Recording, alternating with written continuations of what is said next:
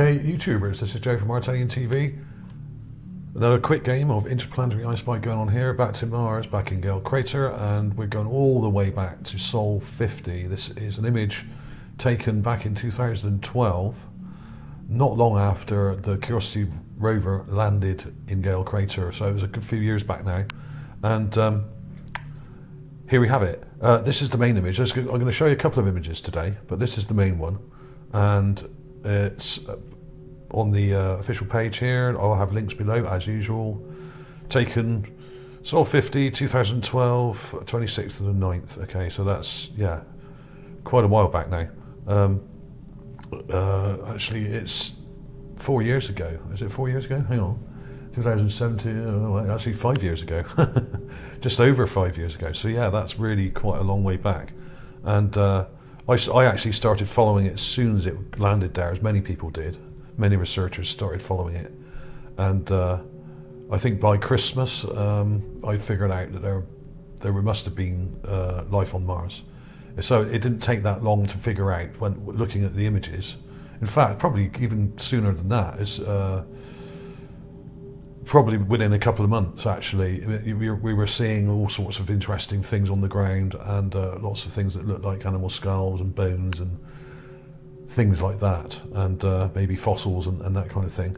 But this was a cool one. Now, the image quality isn't great here. For some reason, these are really choppy images, but you can just about make out some detail enough to determine that some of these things are odd and may not be rocks at all. So there was that one. I've also got it up in the GigaPan here. I'll have a link to this. Credit to Neville Thompson for this, as usual. Great job here. This may be your best bet, and most of the things that I'll be showing you today are near the middle of this.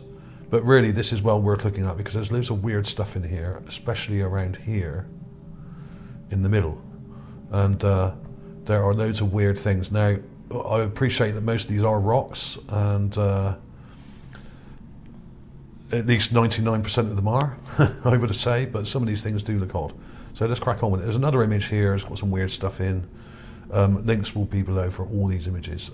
Okay, if you're a new subscriber, check out my free app. You can click on this little app icon here, it says app, and you can get a free research app to take you to all the images like we're looking at today, and give you all the links to all the different websites you need to research Mars and other planets. Okay, so check that out if you haven't already. It's totally free and there's no adverts on it. It won't annoy you with pop-ups and stupid crap like that. Okay, so do check that out. So let's crack on with it. This is the main image. I've got it up in a folder here. I've already done some clips to save time, and here we have it. I was actually sent in this clip by somebody. I can't remember who it is now. I get sent a hell of a lot of stuff. Usually every day I get 4 or 5 things sent to me, and there was this thing here which may just be a rock, but it looks kind of interesting. But the thing that caught my eye initially, let's have a look at the raw image first. Let's make sure we get the right one. There's a few here. I think it's this one. Yes, here we go. This is the raw image, and I was looking around, I thought, see, I actually did some videos on these images years ago, and I've come back round to them now because there's a distinct lack of anomalies at the moment where the rover is now, because it's quite high up. It's gone up a sort of big mound, and the things we want to find are generally at the bottom of these mounds, because these things slide down and end up in the lower areas. Okay, so but there was this weird bright object here which kind of looks like a crushed beer can or something. I'm not saying that's what it is, but it's very shiny, and it's just under this rock, and I don't know what it is. I'll show you that in more detail in a second. And there's this thing which looks like a hand or a glove or some kind of weird thing here. Now, this is a choppy image, I know, but you can just about make out fingers here, and I don't know, it's just so weird. Let me show you the enhanced clips. I'll show you that thing that looks a bit like a beer can first. Here it is, and I've highlighted, that's just a raw clip. I've cleaned this up. All I've done is enlarge it, and what that does is it gets rid of all the pixelation. You have this thing here, which is not the same colour as all the rocks around it, all the other rocks and things around it. It's actually very bright, and when you highlight it like I've done here, it's much more reflective and kind of shiny, and actually looks like something rather strange. I don't know what it is, I have absolutely no idea, but it looks like a metal object that's fallen down between these rocks and has just been sat there probably for thousands of years, don't know. Really, really odd. I don't know what to make of it. I will put clips of all these things in at the end of the video, like I normally do, for you to have a proper look, and you can have a sort of pause and freeze frame at some of these things. When you get too close to these things, they don't actually get any clearer, as I always say, like we have here. It doesn't actually make a lot of visual sense. It helps to see it from this sort of angle or distance, and it just looks a little bit clearer because the image is pretty choppy. But the new rover, the 2020 rover, will have a 20 megapixel camera, not a sort of 1.7 or 6 like we have on this one. They call it a 2 meg camera, but it's not. It's actually about 1.8 or something, 1.7, I can't remember now. But yeah, the hand, I'll show you it here. Here's a raw clip. Now, all I've done is enlarge this to get rid of the pixelation, and you can see this strange thing here. It's got a black spot there, it's got a finger there, another finger here, and another finger here. Very odd indeed.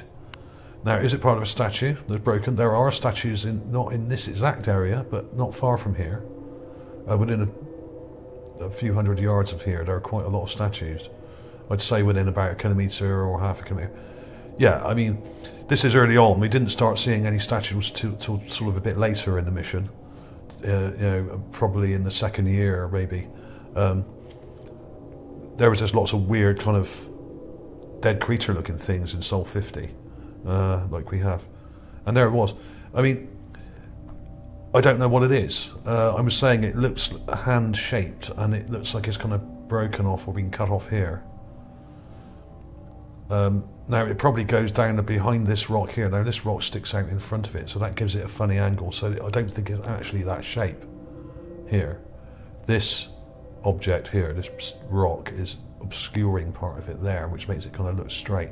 That's what caught my eye, but it was that angle. I don't think that's anything significant there. But it looks like either some kind of creature with an eye and tentacles that's just sitting there, possibly freeze-dried or dead. It could be a part of a carving. Don't know. There are lots of other carvings, but like I said, they're quite a way off from here. They're probably too far away. I don't know. Could it be just a glove, an actual glove that someone's dropped?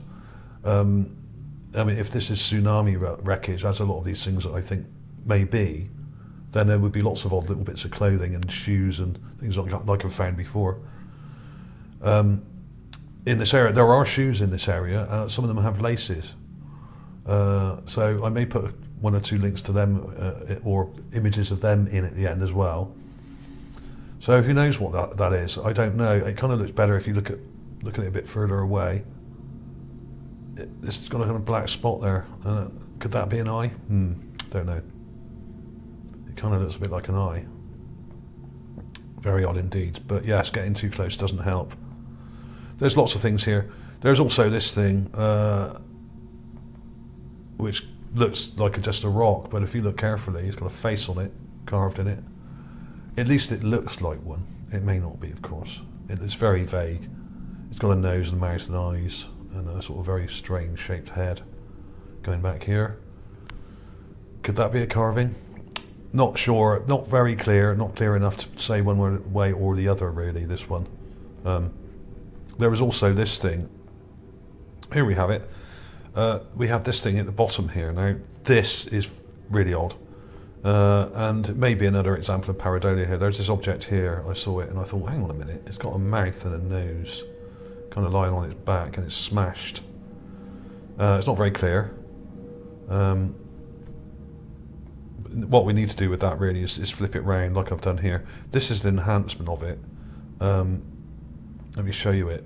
When you flip it round that way and then enhance it, you've got a mouth and a nose and two kind of eye sockets here. Very odd.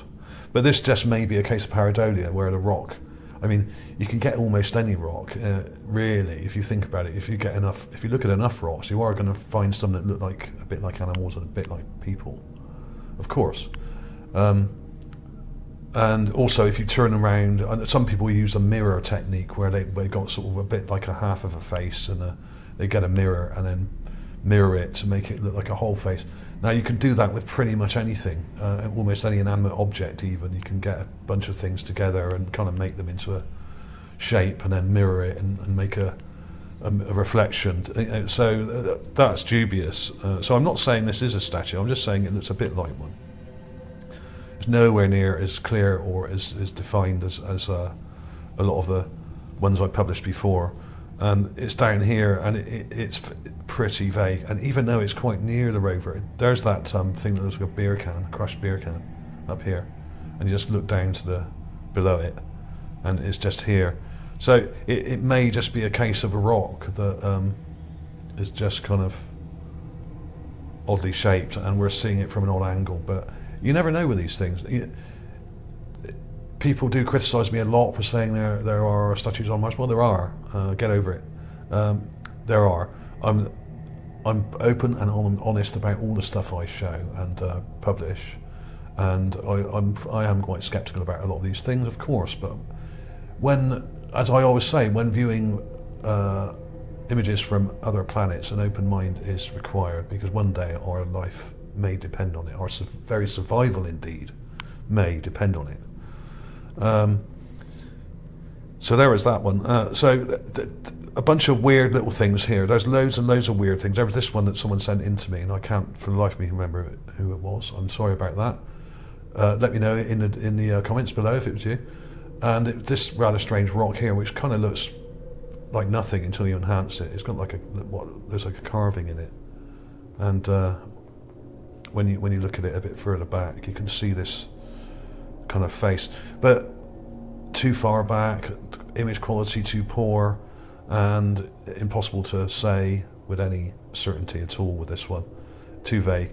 I would put that into the sort of not really sure category, as with this one here. But it does look like a face with a nose and a sort of mouth there, and a sort of, or is that the mouth there? I don't know. Is that the mouth there? Yeah, not really sure what's going on here. And a little chin. Don't know. But of course, a lot of these things are smashed. And if you imagine this with a sort of big hat or head coming right up here, like an elongated head, like a lot of these things seem to have on Mars, then it is a possibility.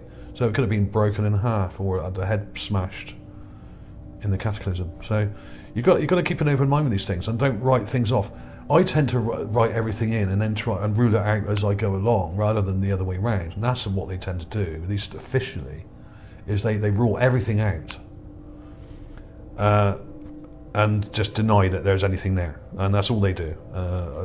There are some people in NASA who do believe there was life on Mars, but they're kept quiet by the powers that be, who are pulling the strings, like the CIA, whoever they may be. Don't know who it is. But when there are things like this in Chile, this is a Chilean statue, which is very ancient. I don't know how old this is. Thousands of years old, I think. Which is heavily eroded and looks kind of just like a rock, until you kind of look at it again and think, well, hang on a minute, it's got a carved ear here, a very crudely carved mouth and eyes and nose. And it's a classic example of natural kind of, what I would call natural kind of sculpture, where you find something that already looks a bit like something, like a big rock. I think, oh, that looks a bit like a face. Why don't I go in there and make it look more like a face, rather than working from scratch, like a lot of sculptors do, where they just get a blank piece of stone, a big block of stone, and then carve everything out. You draw it out with chalk, and then you carve and you chip all the edges away, and then you sort of chip away at it for weeks and weeks. If you find a rock, a large rock like this, that's already that kind of shape, then it saves you a hell of a lot of work. What you do then is you just go in and finish it. You know, you just go in quite hard with some big chisels here. You chisel out the contours and shape it up, you know, and then go with a finer chisel And that's what you end up with. And this may be many thousands of years old, don't know, just an image I found on Google Images, you know. But when you have that kind of thing on Earth, I mean, that's the sort of thing I'd be looking for on Mars, because A, it would be very eroded if it's very, very old, and B, a lot of their stuff does seem to be quite crude.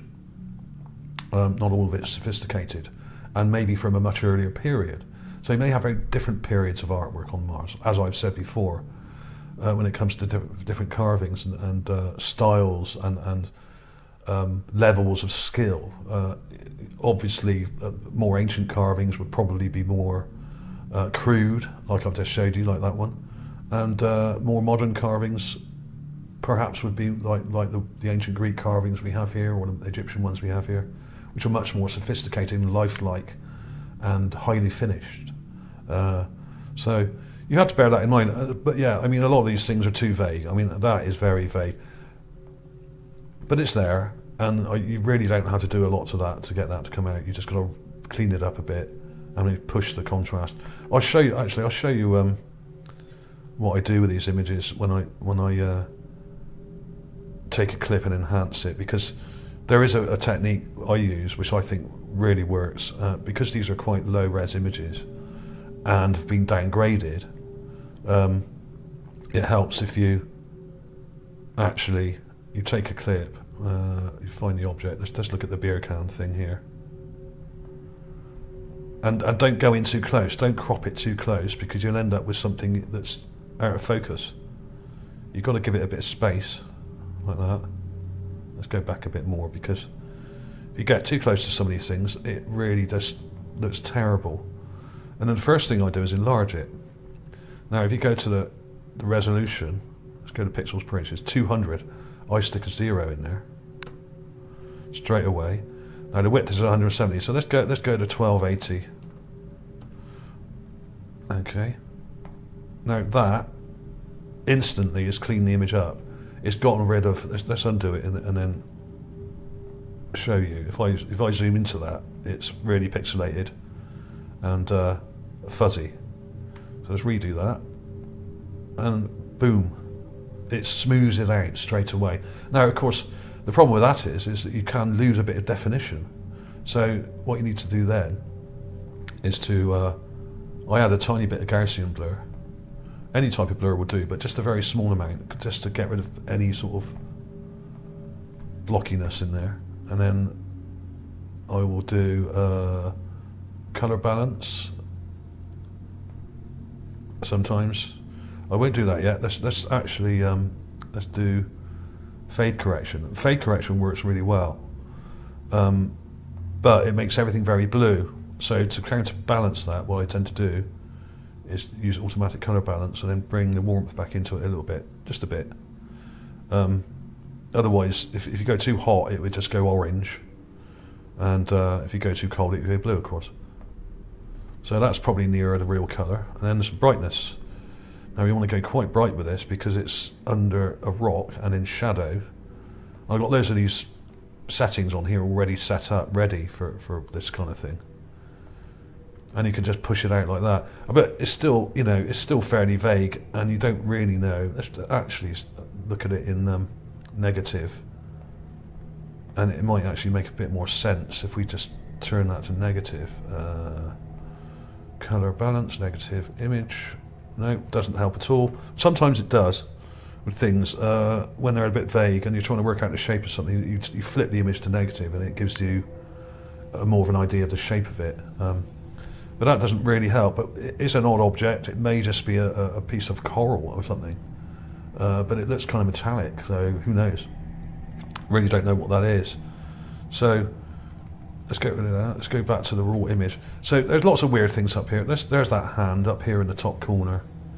Let's chop that out and do something with that, because it really is quite unclear. Enlarge. Pixels per inch, 2000. And let's go to 1280, because that should smooth it out quite well. There we are. But of course, you get in close, it turns to crap, of course. Let's actually try one step further fix, because sometimes that helps. Doesn't really help much. Actually, is a bit too harsh, I think. let's blur it a little bit. Hang on a minute. There's the blur. I'm rushing now for some reason.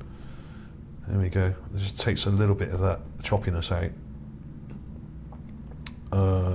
Adjust color balance, fade correction.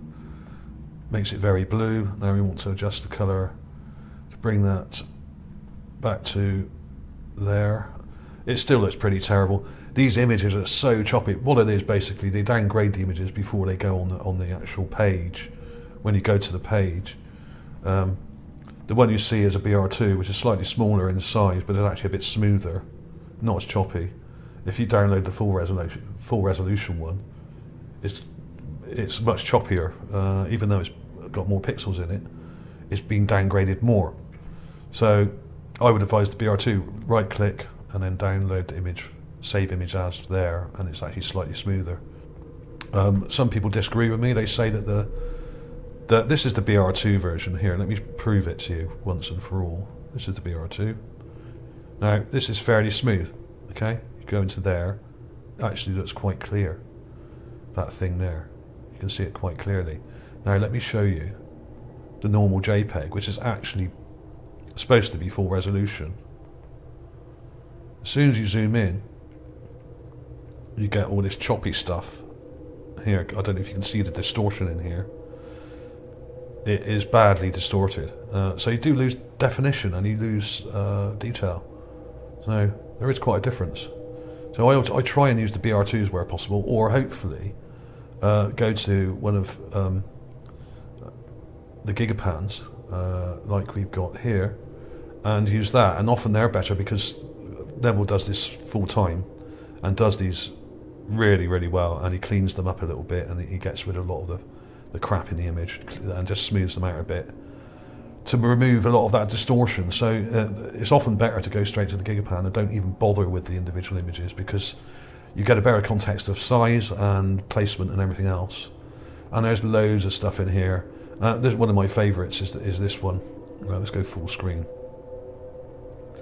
which I think is actually an animal head or something, a fossilized creature. Zoom right in, if it'll let me, come on.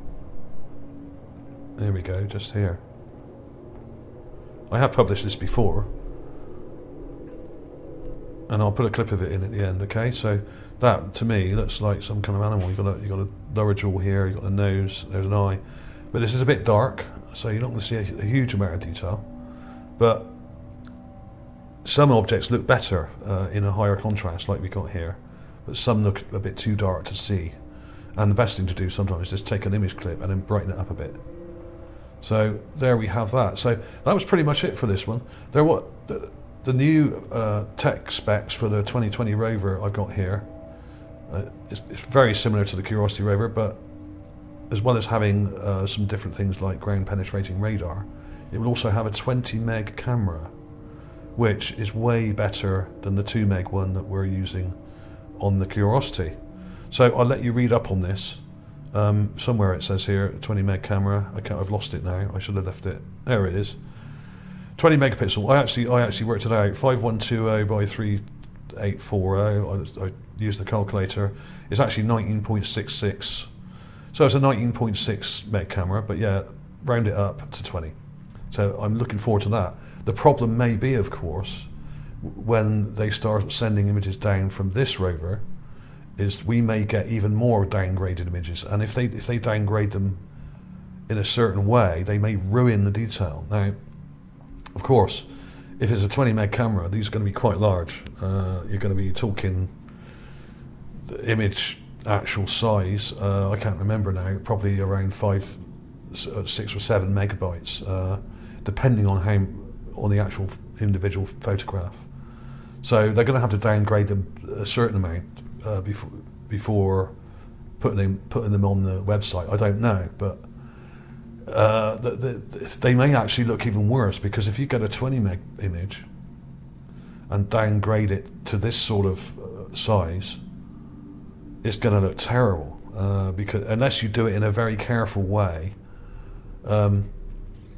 it's going to look absolutely terrible. So I really hope they don't ruin the images when they downgrade them, because they're bound to downgrade them. I really hope they don't ruin them and basically make them even worse than the ones we got now.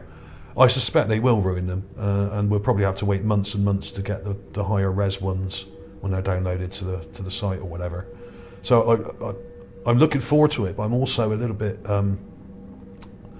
pensive about it. Are they going to ruin the pictures before we get to see them? Yes, probably.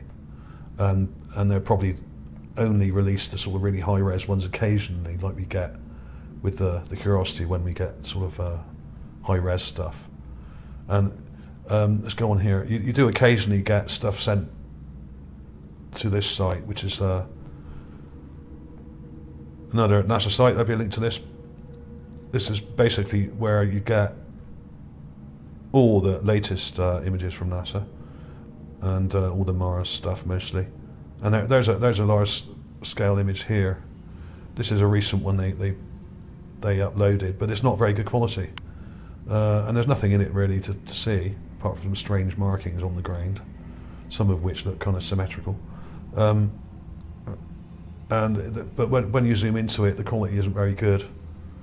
In fact, this looks like it's been made up of JPEGs that have been stitched together into a larger image, but done nowhere near as good as Neville Thompson would have done it. Neville Thompson would have done a much finer job of this, and would have left more detail in it. And when you look at the image information, it's something like, it's only like 72 dots per inch or something like that, which is rubbish. So they've downgraded it really badly. Whereas even these, even though they're poor, at least they're 200 dots per inch. So you can zoom in a bit and you get a bit of detail. So there we have it really. I'll stop waffling on and let you guys go. Lots and lots of stuff to see here. I really recommend Sol 50. It's one of it. I probably spent more time on Sol 50 than any other. There's so many things to see, but a lot of them are probably just rocks, but some of them aren't. And when you have artwork like this on Earth, you've got to take into account that these things may be very old, may have been carved by a primitive culture, and also may be heavily eroded and possibly smashed from the cataclysm. So you've got to take all these things into account before ruling anything out, as NASA do every single time, and as the mainstream media do every single time. Rule everything out, rule everything out. Well, that isn't the way to explore our planets in our solar system or anywhere else. You have to have an open mind and look at things as they are and make a sensible decision based not only on the object you're looking at, but on the other objects that have been found in the area. And I have found many, many objects in this area, and I will put a few of them at the end for you to have a look at, like that shoe that I mentioned with the laces on it. So there we are. Is this a little creature? Is it a glove that someone's left there? Is it part of a carving? Or is it just a rock? It could be any of those things. Just because there are lots of rocks around doesn't mean it's necessarily a rock. So there we go. Thanks for watching, everybody. As I said, don't forget to subscribe if you're new to this channel, and I will see you soon.